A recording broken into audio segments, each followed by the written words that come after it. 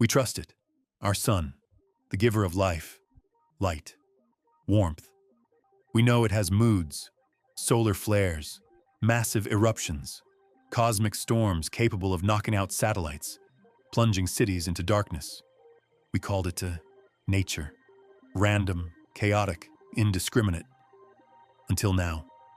Because right now, as our star awakens into a new cycle of fury, something is different. Something is terrifyingly precise.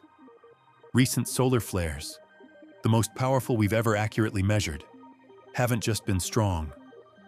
They've been aimed, hitting critical military satellites with pinpoint accuracy, triggering blackouts in strategic regions just hours after eruption.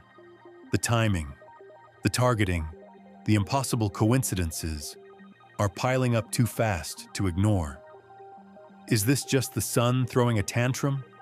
Or has someone or something figured out how to pull the trigger? Has our own star been turned into a weapon? A cosmic sniper rifle aimed directly at our fragile civilization? Forget asteroids. Forget alien fleets. The ultimate extinction event might be triggered by an unseen hand, using the very star that gave us life. And the next shot could be fired at any moment. If the sun has become a weapon, the crime scene isn't on Earth. It's written in the fire, in the data streaming back from our sun-staring probes. This isn't just bad luck. This is a pattern. This is the case file on the sun, as a sniper rifle. Solar flares happen. But the recent super flares haven't just been powerful. They've been unnaturally clustered, erupting from the same active regions in rapid succession, sometimes mere hours apart, defying known solar physics models that predict longer recharge times. It's less like random outbursts, and more like rapid-fire bursts from a specific point on the solar surface. Coronal mass ejections, CMEs, usually expand like a shotgun blast, wide, diffuse. But the recent damaging CMEs, trajectory analysis shows them to be shockingly narrow, almost focused. And their paths? Consistently intersecting Earth's orbit precisely when critical satellite constellations, military, communications, GPS, are most vulnerable. The odds of random CMEs hitting these moving targets with such repeated precision, astronomically low, almost calculated. Our sun watchers, like the Solar Dynamics Observatory, usually detect natural warning signs before a major flare, magnetic loops twisting, plasma heating up. But for these hyperflares, data reveals brief anomalous energy spikes seconds before eruption, high-frequency bursts, strange magnetic oscillations, inconsistent with natural processes. Could these be external triggers? The signature of a technology igniting the flare, like a detonator. When these focused CMEs hit Earth's magnetosphere, the resulting damage isn't just localized. We're seeing near-simultaneous failures in supposedly unrelated systems across the globe. Satellites in different orbits, power grids on separate continents, failing within minutes of each other. Natural space weather rarely causes such perfectly synchronized, widespread disruption. It suggests an impact optimized, perhaps even modulated, to maximize chaos. Rapid-fire bursts, pinpoint targeting, artificial triggers, synchronized impacts. Is this just an angry star? Or are you seeing a pattern too? Let me know what you suspect in the comments. And then, the official narrative: governments, space agencies, acknowledge the severe space weather. They warn of disruptions. But they consistently downplay the anomalies, the impossible clustering, the pinpoint accuracy, blaming it all on an unusually active solar cycle. Critical sensor data capturing those artificial precursors, often classified, delayed, or released with convenient gaps. Is this prudent caution or a deliberate attempt to prevent mass panic, to hide the terrifying possibility that someone or something has gained control of the ultimate high ground? The silence isn't scientific rigor. It feels like fear. So, the evidence points away from random chance. The sun, acting like a precision weapon. If this isn't natural, then the unavoidable question, the terrifying question, is who? Who possesses the power, the audacity, to wield a star itself? When faced with anomalies this profound, we must consider possibilities that stretch the very limits of our understanding and our paranoia. This is the chillingly plausible human explanation. Decades ago, programs like Reagan's Star Wars initiative explored weaponizing space, while public projects focused on lasers and kinetic weapons. What if the real breakthroughs happened in secret? What if a major world power, or perhaps a shadowy, deep-state organization, cracked the code?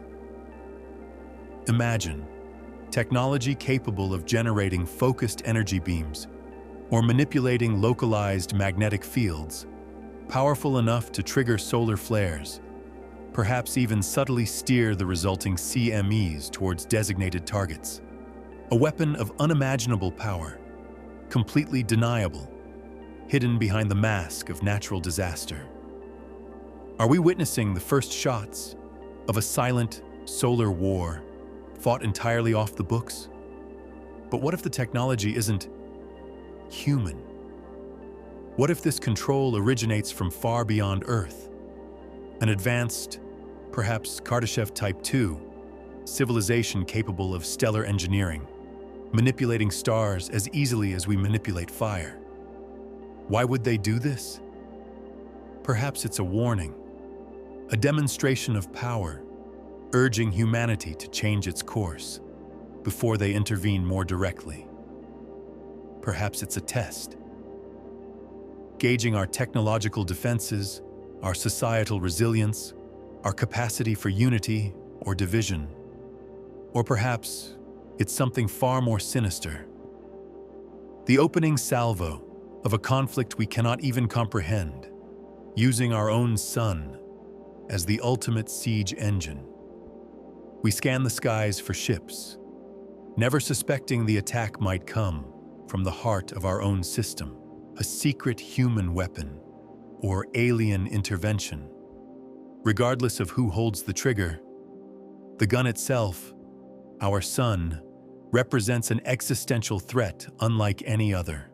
Forget nuclear winter, forget asteroid impacts.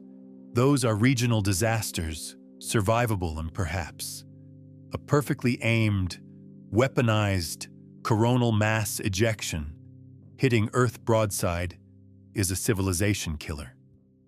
Imagine, not just cities, but continents plunged into total darkness, instantly. Power grids overloaded, fried beyond repair.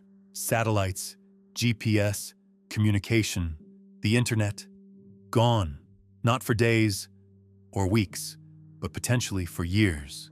Banking, transportation, food distribution, healthcare, everything collapses. It's the Carrington event of 1859, amplified 1,000 times by our absolute dependence on fragile technology. It's a return to the Dark Ages, delivered at the speed of light. And the clock is ticking with the rhythm of the sun itself.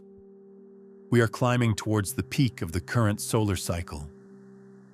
Solar cycle 25, maximum activity, maximum potential for superflares, is expected within the next year. The gun is fully loaded.